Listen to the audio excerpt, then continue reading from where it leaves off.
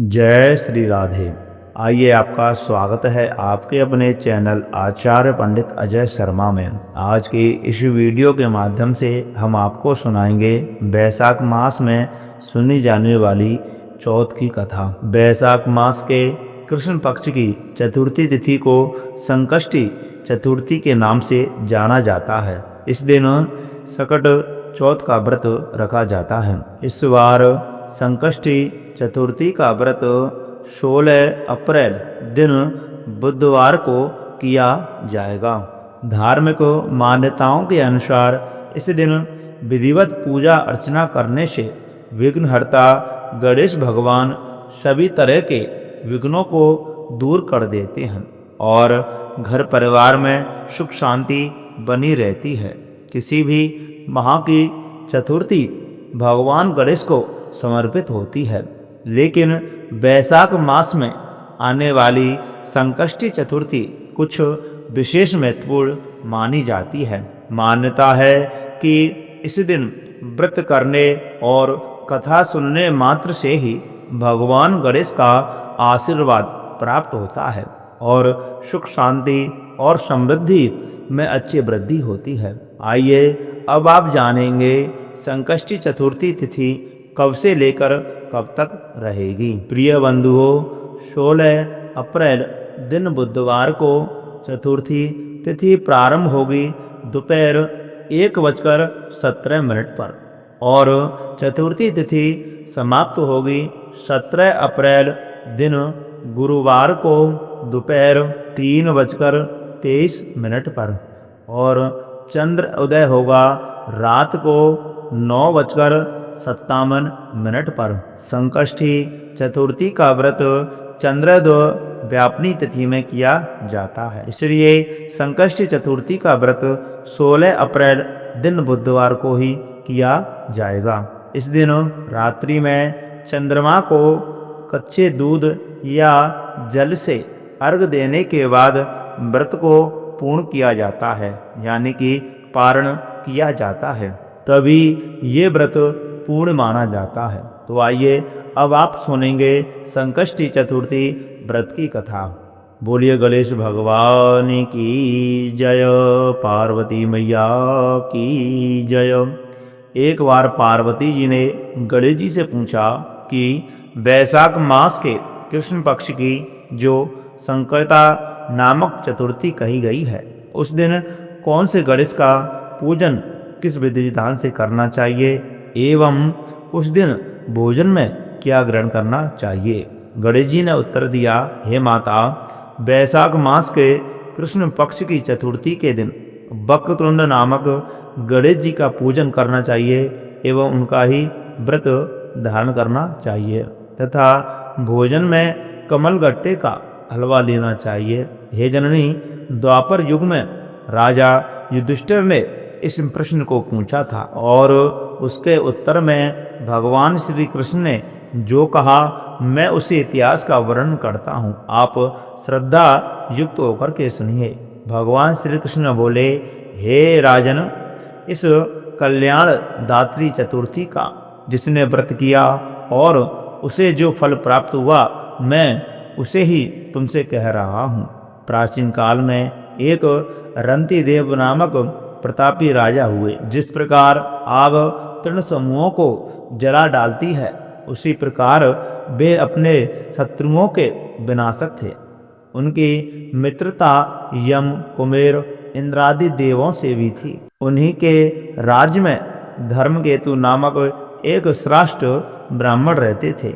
उनके 2 स्त्रियां थीं, एक का नाम सुशीला और दूसरी का नाम चंचला था। सुशीला नित्य ही कोई ना कोई व्रत किया करती थी, फलतः उसने अपने शरीर को दुर्बल बना डाला था। उसके विपरीत चंचला कभी भी कोई व्रत उपवास आदि न करके भरपेट भोजन करती थी। उधर सुशीला को सुंदर लक्षणों वाली एक कन्या हुई और उधर चंचला को पुत्र रत्न की प्राप्ति हुई। यह देख करके चंचला बारंबार सुशीला को ताना देने लगी, अरे सुशीला, तूने इतना व्रत उपवास करके शरीर को जर्जर बना डाला, फिर भी एक कृषकाय कन्या को जन्म दिया।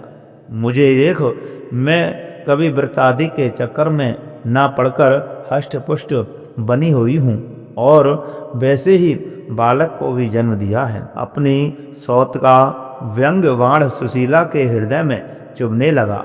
वह पतिव्रता विधिवत गणेश जी की उपासना करने लगी।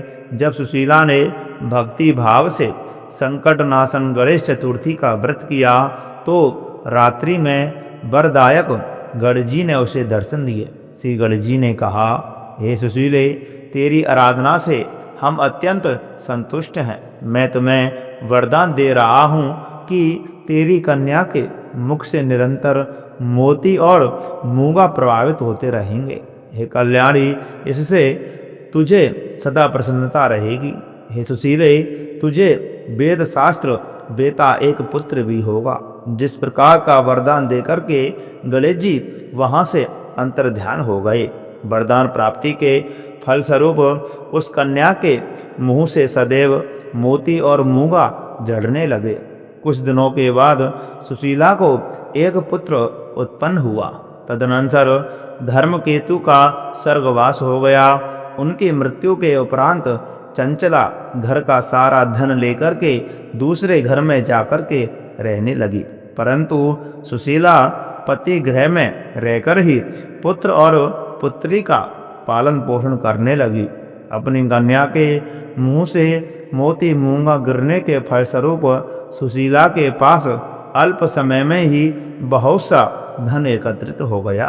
इस कारण चंचला उससे ईर्ष्या करने लगी। एक दिन हत्या करने के उपदेश से चंचला ने सुशीला की कन्या को कुएं में ढकेल दिया। उस कुएं में गणेश जी ने उसकी रक्षा की और वह बालिका सकुशल अपनी माता के पास लौट आई। उस बालिका को जीवित देख करके चंचला का मन उद्विग्न हो गया था। वह सोचने लगी कि जिसकी रक्षा ईश्वर करता है उसे कौन मार सकता है। उधर सुशीला अपनी पुत्री को पुनः प्राप्त करके प्रसन्न हो गई। पुत्री को छाती से लगा करके उसने कहा, श्री गणेश जी ने मुझे पुनः जीवन दिया है। अनाथों के नाथ गणेश जी ही हैं। चंचला आकर उसके पैरों में नतमस्तक हुई। उसे देख करके सुशीला के आश्चर्य का ठिकाना ना रहा। चंचला हाथ जोड़ करके कहने लगी, हे बहन सुशीले, मैं बहुत ही पापिन और दुष्टा हूँ। आप मेरे अपराधों को क्षमा कीजिए। आप दयावती हैं। आपने दोनों कुलों का उद्धार कर दिया। जिसका रक्षक देवता होता है उसका मानव क्या बिगाड़ सकता है। जो लोग संतों एवं सत्पुरुषों का दोष देखते हैं वे अपनी करनी से स्वयं नाश को प्राप्त होते हैं। इसके बाद चंचला ने भी उस कष्ट निवारक पुण्यदायक संकट नाशक गणेश जी के व्रत को किया। श्री गणेश जी के अनुग्रह से परस्पर उन दोनों में प्रेम भाव स्थापित हो गया। जिस पर गणेश जी की कृपा होती है उसके शत्रु भी मित्र बन जाते हैं। सुशीला के द्वारा संकट नाशक गणेश चतुर्थी व्रत किए जाने के कारण ही उसकी सौतन चंचला का हृदय परिवर्तन हो गया। श्री गणेश जी कहते हैं, हे देवी, पूर्व काल का पूरा वृत्तांत आपको सुना दिया। इस लोक में इससे श्रेष्ठ विघ्न विनाशक कोई दूसरा व्रत नहीं है। भगवान श्री कृष्ण कहते हैं, हे धर्मराज युधिष्ठिर, आप भी विधि पूर्वक गणेश जी का व्रत कीजिए। इसके करने से आपके शत्रुओं का नाश होगा तथा अष्ट सिद्धियां और नम निधियां आपके सामने करबद्ध होकर के खड़ी रहेंगी। हे धर्मपरायण युधिष्ठिर, आप अपने भाइयों, धर्मपत्नी और माता के सहित इस व्रत को कीजिए। इससे थोड़े समय में ही आप अपने राज्य को प्राप्त कर लेंगे। प्रिय बंधुओं, ये रही संकटनाशन गणेश चतुर्थी व्रत की कथा।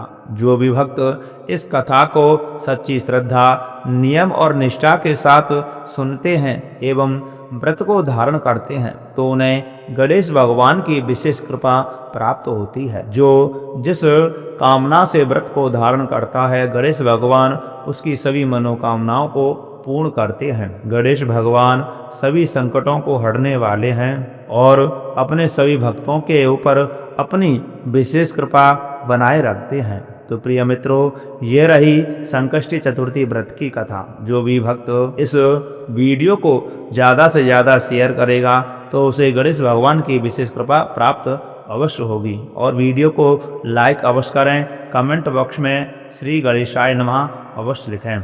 ऐसा करने से आपके मन में सकारात्मक ऊर्जा का प्रचार एवं संचार होगा और गणेश भगवान की कृपा आपके ऊपर एवं आपके परिवार के ऊपर अवश्य बनी रहेगी, यानी कि प्राप्त अवश्य होगी। ऐसी मेरी गणेश भगवान से प्रार्थना है। तो प्रिय भक्तजनों, आप सभी को संकष्टी चतुर्थी व्रत की बहुत बहुत हार्दिक शुभकामनाएं एवं बहुत बहुत बधाई। जय श्री राधे, जय श्री कृष्ण।